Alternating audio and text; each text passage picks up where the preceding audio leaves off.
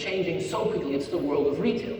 If you have kids, you will understand this. I mean, The Atlantic talks about the touchscreen generation. This is my favorite Santa Claus letter of a young girl who writes, "Dear Santa, how are you? I'm good. Here's what I want for Christmas." And then the Amazon URL of what this child wants to have under the Christmas tree. And this is not too far removed from reality. It's wonderful to see how that changes. And by God, we know who the unicorn is. I love Amazon.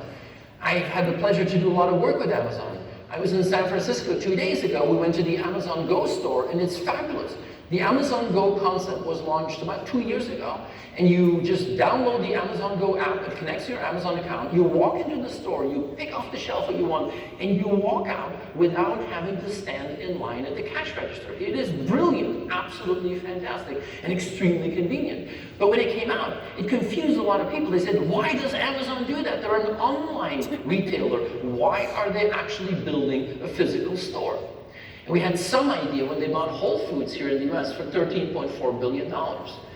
When Amazon bought Whole Foods, their stock went up 3%. It meant their stock went up $15 billion. Let me play the math for you. They buy it for $13.4 billion, and the market says, "Well done, Amazon. Here's $15 billion. Keep the change." That was a good day for Amazon. And it's fascinating. When Amazon Go finally opened in Seattle to the general public about a year ago, there were huge waiting lines in front of the store that promises no lines on the inside, which is classic nerd behavior. But they are the ones pushing the envelope. They're opening up stores like crazy. They focus on online groceries, deliveries. Amazon owns the largest robot army in the world, 470,000 robots. Look at logistics. Prime is reshaping customer expectations.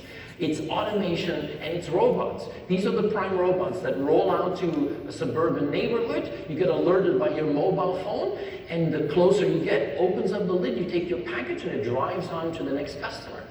Look at logistics. They opened up their own airport just out of Kentucky a few weeks ago. This is the unicorn. And then about a year and a half ago, I was invited to the other side. I was invited to do a talk like this at the headquarters of Walmart. I'd never been there. They are in Bentonville, Arkansas. That trip has redefined my idea of the middle of nowhere. I've been to some remote places, but Bentonville, Arkansas is way up there. But I fell in love with this company, a company that has transformed retail, could be the Phoenix. And I'll give you an idea. They are now putting these huge pickup towers in every Walmart. These pickup towers are massive. They're like the size of the ceiling. And what you do is if you buy something with your Walmart app, you don't have to wait in line. You just go up to this robot, scans the item, and this delivers your parcel in less than 10 seconds. They're putting these robots into every store. They're working with Google on automating the ordering process. But how do you deliver things? That's a key question. They launched this a few weeks ago. This is the possibility to order from Walmart, and a Walmart associate will come to your house, unlock your smart door, and stock your refrigerator. And if you feel uncomfortable about it, you can follow in the Walmart app exactly what that associate is doing while they're stocking and loading your fridge. That is really, really cool. If you say, "Well, I don't like people in my house," then choose a robot. They have autonomous vehicles. They work with Ford. These are the digit robots. The car drives to your house without a driver. They get out and put the robot on your doorstep. This is fabulous. I have no idea what your reaction would be when you see that walking through your neighborhood. But this is a traditional company innovating like crazy. These are the bossa novas. These are the robots in the stores. And the moment that there are a few customers, they start to roam the aisle, see what needs to be done, and then an army of robots comes in to make the entire store ready for the first customer at 3 o'clock in the morning, 0 humans involved. And I say, wow. There's only one organization bigger than Walmart, that's the Chinese army, but that's not a normal commercial operation. The scary part, if you look at the people who work in a Walmart, we cannot reskill them to become blockchain experts and AI developers. And I think this is not just technology changing economy, this is technology changing social, changing labor. And this is both scary and exciting at the same time. Everything I do reminds me of this book. This is a classic of Western literature, A Tale of Two Cities by Charles Dickens. It's an amazing book, which I've never read, but people tell me it's really an amazing book. But everybody knows the opening line, it's the best of times, it's the worst of times. And this is exactly where we are. And technologists are the worst to actually think about that. Bill Gates is an incredibly smart man in my field. He was asked 20 years ago to say something visionary. And he said, eventually, everyone's business card will have an email address on it. Now he was right, but he was wrong. Because what really happened is consumers started to use technology in ways we could have never imagined. Look at pictures. It is fascinating to see how in an incredibly short period of time, this has transformed society at a massive scale.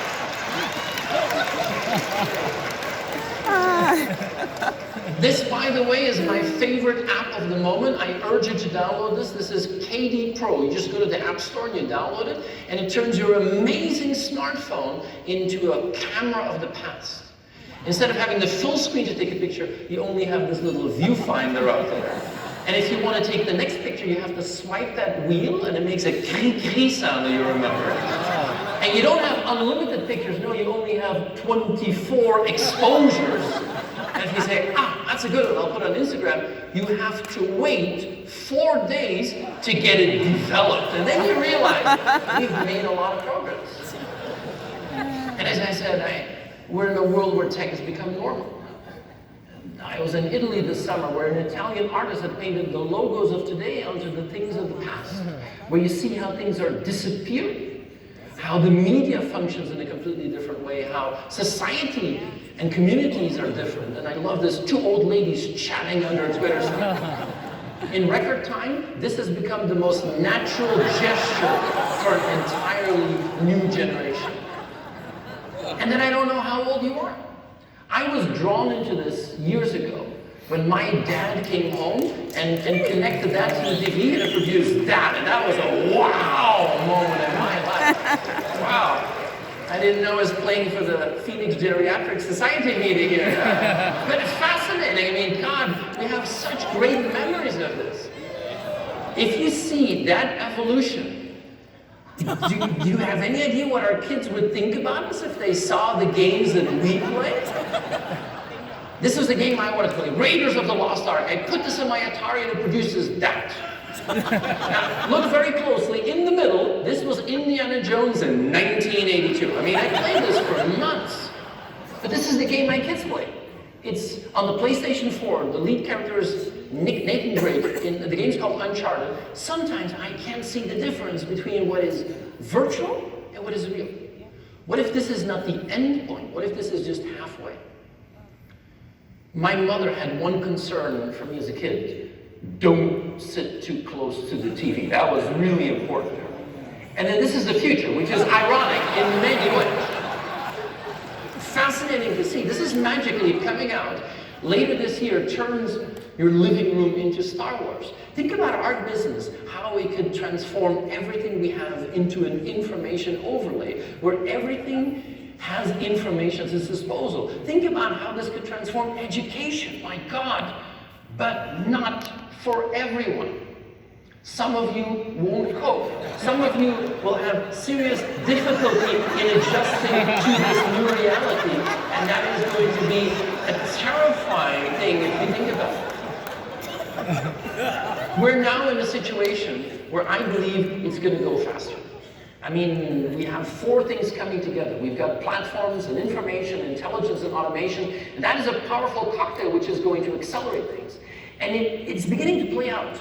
In a very short time, we now have new players that have become so dominant, we call them category kings. And these platforms are a great example of that.